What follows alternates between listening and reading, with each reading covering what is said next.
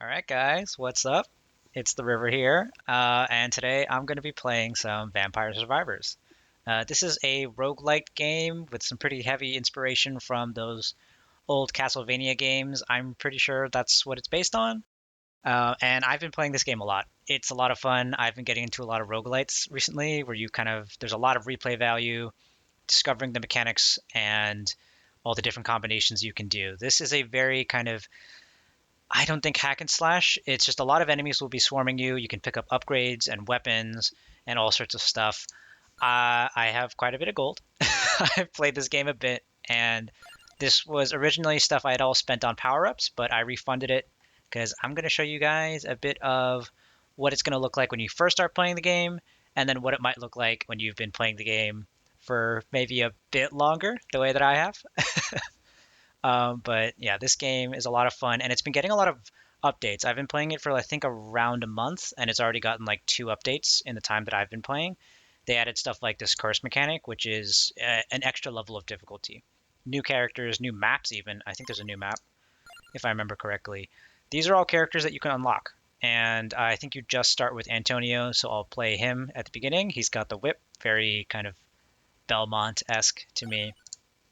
Yeah, this is the new map that I have not unlocked yet. I usually like playing on the inlaid library, but we'll get started on the Mad Forest because that's normally what you would see. Let's just get into it because I think me showing you will be a lot better than just me talking about it. So I have these whip attacks. Like the graphics are very kind of old school, retro, almost arcadey.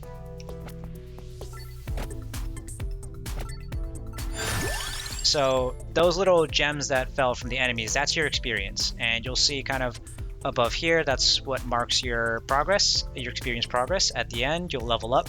You get either new items or upgrades to previous items. So I'm going to pick up the axe because lightning ring and cross I think are more...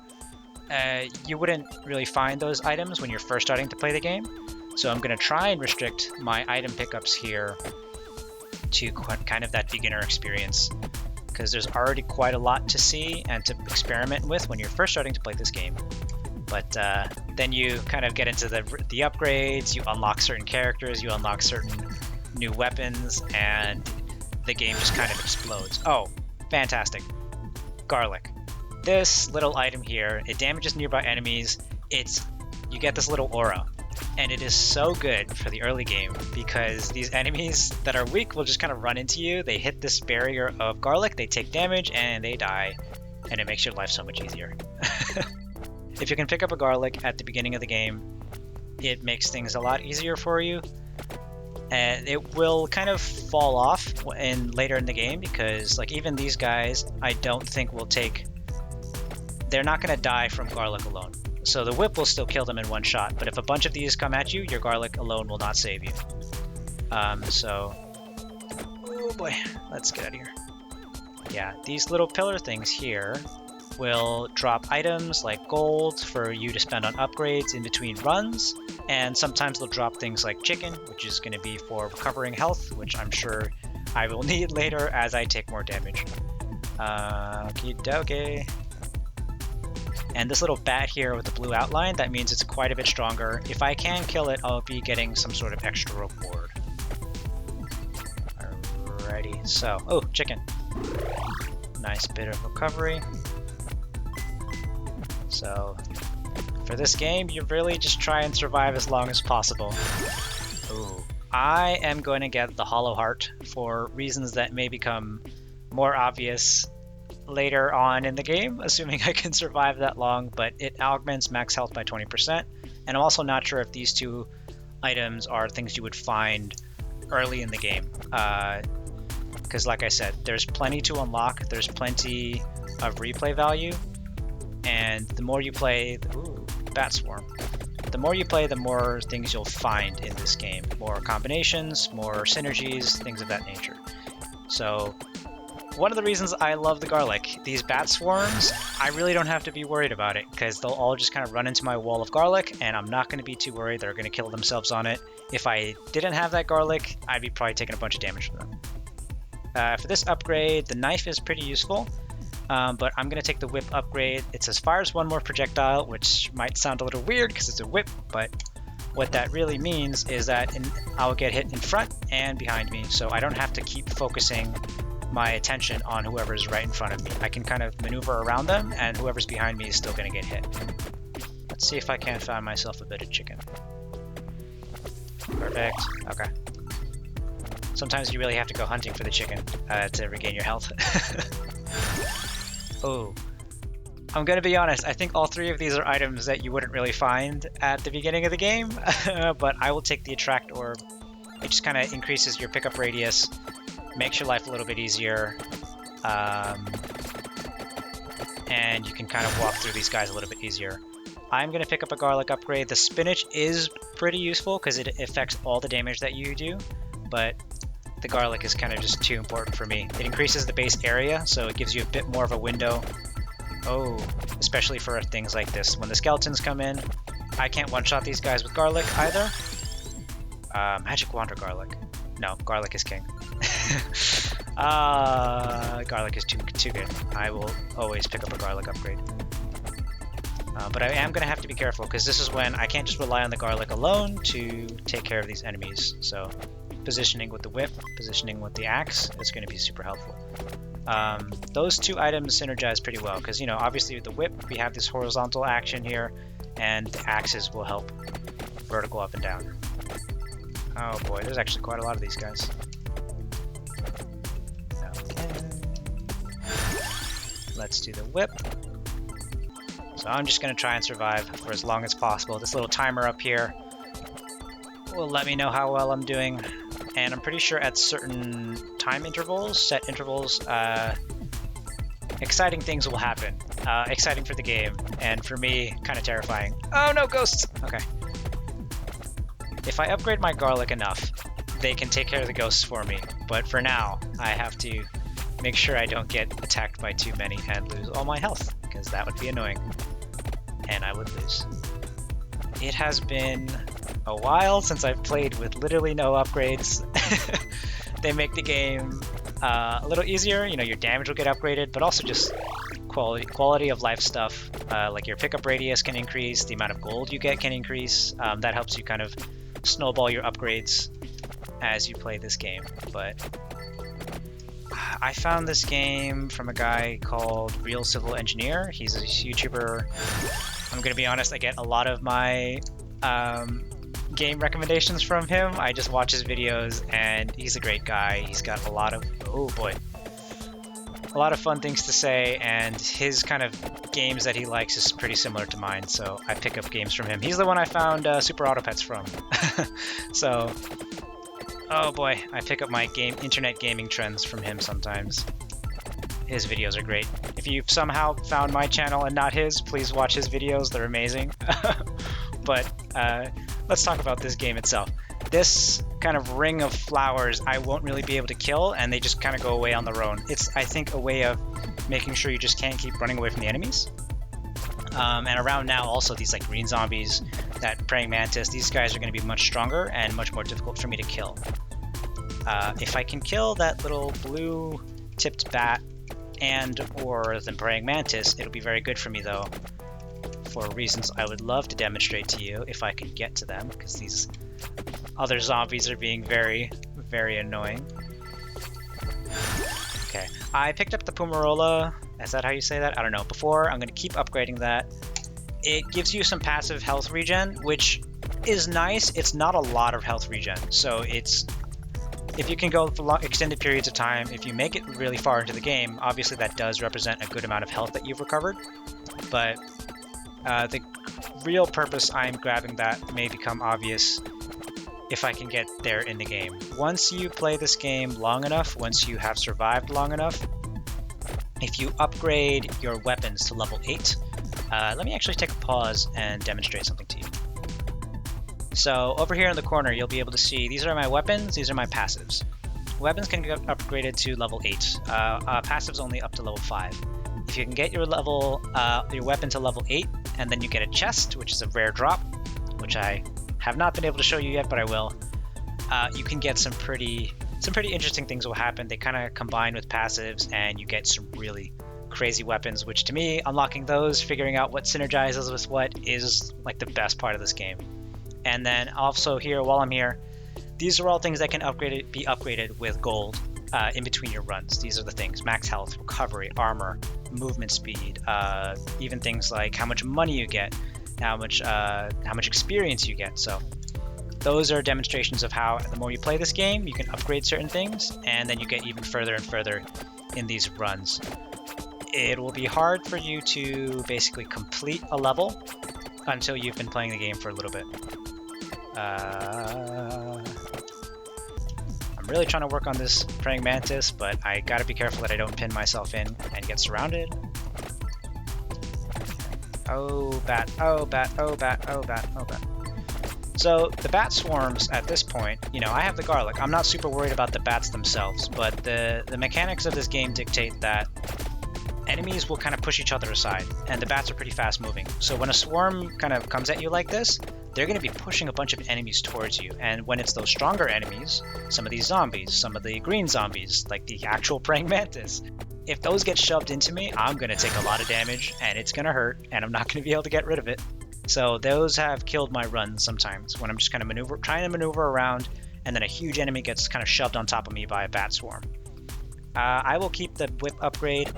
Bracers are useful, but not really for the build that I'm using. And again, I'm pretty sure it's more of a upgrade you wouldn't find immediately. So I'm going to try and avoid it.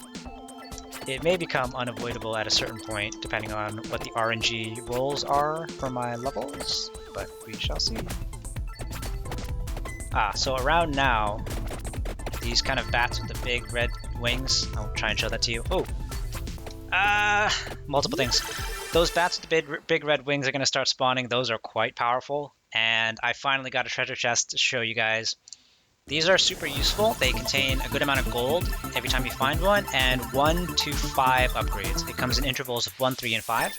And these will upgrade for free without leveling up any of the kind of items and weapons and passives that you have. So I get a bit of a whip upgrade there. I am getting kind of surrounded. I gotta be careful. Gotta stay on the move. This is one of those items. Every so often you'll see these, those pedestals. I think they're pedestals, little torch things. They'll drop an item. It's kind of a one-use thing. That one stops time. It's a little kind of stopwatch, and it is super useful, especially if you're like getting swarmed. It gets you out of there very quickly. There's a bunch of like these little gems that you haven't been able to pick up, gives you an opportunity to go and get a bunch of them. Oh, see, that swarm of red-winged bats is getting shoved at me by those normal bats, which I really thought that could have been the end of me. Oh boy, keep moving, keep moving. Oh no, another circle, and there's a lot of really huge enemies. Let's see if I can swoop around. That mantis did a bunch of damage to me. Oh no, and there's terrain here. I can't pass through that little barrier thing, even though the enemies can. Oh no, I got pinned! Okay. Oh my god, I barely made it out of there by forcefully shoving my way out. So yeah, those are the things that can happen in those kind of swarms of plants. There's certain terrain markers that I can't pass through, but the enemies can just walk right through. So that was a bit of trouble for me. Thank goodness for some chicken. Oh gosh, where was that other chicken that I left alone? I need it now. I need it. Oh, here's the chicken. Fantastic. Do I risk going for this? I think I do. Oh no. Okay, so I get treasure, but looks like there's a whole bunch of skeletons waiting for me as soon as this expires. What do we got? I will take a whip upgrade. Fantastic. Come on. Level 6. Okay. Oh, and so if you see those little red numbers, that means it's doing kind of a much more damage than it used to. I want the extra axe projectile. Extra projectiles I usually like looking at. Okay, so I feel like the bats actually gave me a lot of distance. Oh, I'm really trying to let my whip carve a path for me here. Okay, scary. Oh goodness, is there a good way out? I really don't see a good way out. My garlic cannot save me from all of these. I will take the axe, because the axe actually does quite a bit of damage. Oh boy! Yeah, this garlic can't really save me from the swarm of skeletons, so I really have to make sure that my whip, my axes are going to help me survive and get out of here and avoid this giant praying mantis. Please leave me alone. Oh no. Okay. Please, chicken. Oh. Not chicken, but something still helpful. That little orb thing, every single bit of experience that's on the map will come rushing all the way to you. Very, very helpful. I'm debating the magic wand or the axe. I think I'm going to keep making the axe stronger because I don't think a one magic wand is going to be super helpful for me. So yeah, this is all that experience that was just kind of lying around the map because I was running away from all these enemies. I get access to it now. Let's make the garlic a little bit better and the whip a little bit better. Okay. It looks like the swarm of skeletons has ended, but now I have werewolves that I have to deal with. I'm pretty sure these guys are quite strong. So it will take quite a bit of damage for me to actually kill them. Although my whip and my axe is doing a decent amount of damage at this point. And my garlic can one-shot the ghosts, so that is super helpful. Oh man, there's a lot of werewolves. Oh crap. Oh no! I keep taking damage. I really need to find some chicken. Okay. Nice. We're gonna get the whip to level 8. And then, hopefully, I can start showing you guys more late game, end game? Not really end game. It's kind of hard to label that in this game, but I want to show you guys something interesting where you start combining your weapons with your passives. Oh, ghost swarm. Okay, good chicken. And I'm really glad my garlic's strong enough to take out these ghosts, but they are pushing the werewolves into me. Oh my goodness. Oh my god, leave me alone! No! Oh, crud. Oh, no, I got caught. Yeah, I'm pretty sure I can't go through those ponds, so that I had to change my direction, and then I got swarmed. Okay, but that is the base game. That is how you're going to start out. One guy with a whip trying to take on the world. All these enemies are going to be swarming you, and you're going to have to figure out, what weapons do I want? What upgrades do I want? How am I going to get out of this? So they give this little kind of table of results afterwards. So that's how it'll be when you first start. I got around 13 minutes. I think that's decent when you're running in with literally nothing. But let's see what it would look like if you had a few power-ups. Okie doke. So here are the upgrades that I'm going to play with for now. Most of these are just kind of utility, so not directly linked to damage like this might one. I did cooldown, area, speed, duration. I honestly don't know what luck does, but I increased magnet, which is just great. It just helps you kind of collect experience without having to run around and actually get it. Move speed, extra gold for each run makes accumulating gold a lot easier. And getting experience, so getting up those levels much faster. Let's see how much this will help me. And also, I'm going to use Gennaro, I guess this guy's name is. Okay, so this is kind of what reaching the end game of a run would look like, where the game kind of plays itself. I've got knives and fireballs and crosses just going everywhere. I will put the progression of how I got to this point in another video, because as you can tell, I've been at this for 25 minutes, and once you get far enough, this is what your run looks like. Figuring out the combinations and the synergies that really work out well for you. That's part of like the really fun aspects of replaying this game. Ooh, okay. And yeah, I want to show you this full run in detail in another video, because it took a while to get here. I actually wasn't sure if I would get this far with just the upgrades that I had, but it ended up working out really well. So, on that note, if you want to see how I got to this point, keep an eye out for that video. But in the meantime, thanks for watching, and I will see you next time. Bye!